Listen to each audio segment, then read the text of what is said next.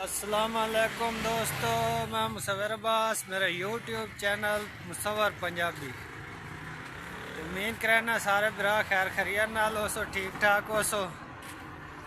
अज ईद सी इमाम जाफर सादिक अलैहिस्सलाम दी। असी न्याज खान गए हुए सी मामू होरां दे घर ताई रावलपिंडी। ते अज दा व्लॉग मैं आख्या नहीं बनाया, बना लईए। और सुनाओ, ठीक ठाक हो, खैर खैरियत है के मौला मेरा भी घर होवे उते अलमा दी छां होवे।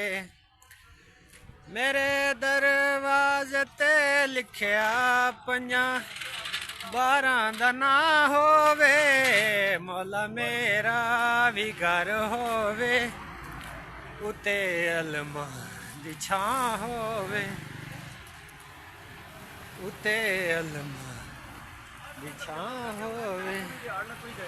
मिलादे मुस्तफा मौला मैं अपने घर कराना है।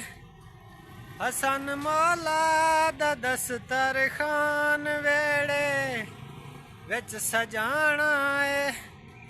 खवावा मैं जिथे लंगर, खवावा मैं जिथे लंगर, कोई ऐसी भी थां होवे। मौला मेरा भी घर होवे उते अलमा दी छां होवे। मौला मेरा भी घर होवे उते अलमा दी छां होवे। सारे दोस्त लाइक करे सो, सब्सक्राइब करे सो। आज दा व्लॉग इतना किया क्योंकि टाइम थोड़ा शॉर्ट है। कि बहुत शुक्रिया, अल्लाह हाफ़िज़।